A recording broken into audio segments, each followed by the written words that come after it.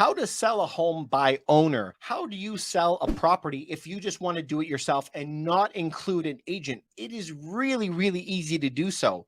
All you have to do is find a buyer and agree on a price and find a lawyer. Now, depending on where you are, what jurisdiction, what state that you're in, what province you're in Canada, some places require that both sides be different lawyers. Some jurisdictions don't mind if it's the same lawyer. So some of the properties that I've purchased for myself, they didn't mind if it was the same lawyer representing the buyer and the seller. Another property that we bought, we had to have two separate lawyers. And so we can do that. So if you just find this buyer for your home, you can do that. And then now maybe get the same lawyer or maybe get two lawyers. All you have to do is agree on a price. So how do you get a lot of reach? I did another video on what sells homes. I encourage you to check out that video and gives you a lot of tips on what you're going to need to do. But how you're going to do this is normally by getting a lot of reach. The largest reach that you can get in Canada or United States is by using the MLS or realtor.ca and getting it up on Zillow after that. That access is what's going to get you a lot. And that's the easy, low-hanging fruit part of it. They have something that they call a mirror listing, MERE, where you can just pay a realtor for that. And so generally it will cost you about $1,000 or so. There is a lot of paperwork, and I'm telling you this because there's a lot more than you think. All the measurements of every property, like every room, what kind of floor, what kind of furnace, what kind of hot water tank, when was the roof done, when was the windows done?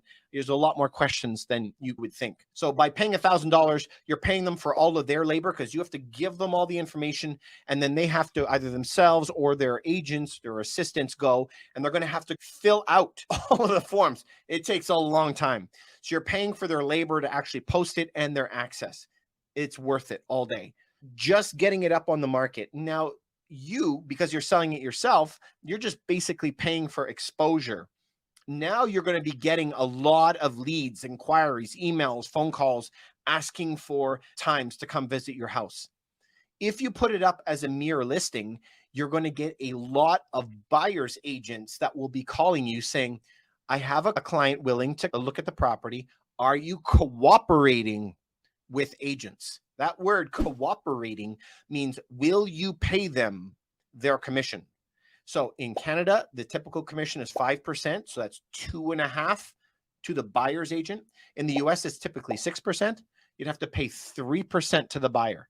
So whatever your home is, if it's $1 million, you got to pay the buyer, the other agent, $30,000 in order to go do that. Now, the agent typically, legally, depending on the jurisdiction, they legally still have to show the home. They're not allowed to say, well, I will not show my client. They typically will say to their client, I can't show you the property for you because they're not willing to work with me or talk with me. So the agent will tell them, you have to go personally, like you go look at the home all by yourself. And so the buyer will look at the home and try to figure out what to do. The part in the middle that's a little bit hard then is who's going to write all the contracts, who knows what to write in the contracts, how to write it. But the two of you have to work together to try to come to terms with the contract writing, who's going to write it and how you're going to accept it. So if you were able to do that, then you can bring that piece of paperwork to a lawyer and they can facilitate the whole transaction. This may be a title company and maybe a lawyer. It depends on where you are, but it's very, very easy. You just have to Google them.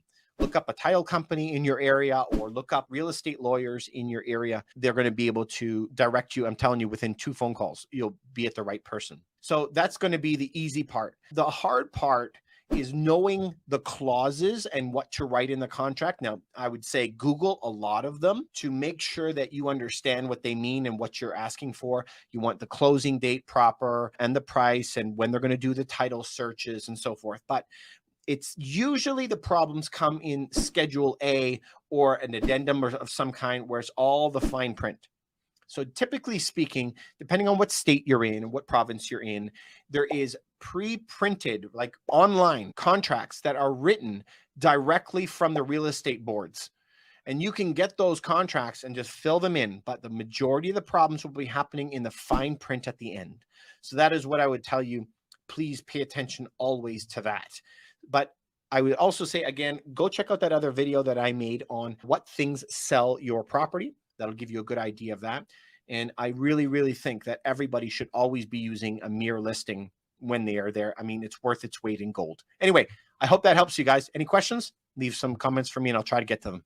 So you guys, my name is David Ruff and I operate in the beautiful city of Toronto, Canada. I am a real estate broker. We have an entire team here, full service for anything that you need in selling your properties. This is what we specialize in. This is what we are experts at. If you need us for anything, you can always reach out to us, send us a message, we'll get back to you.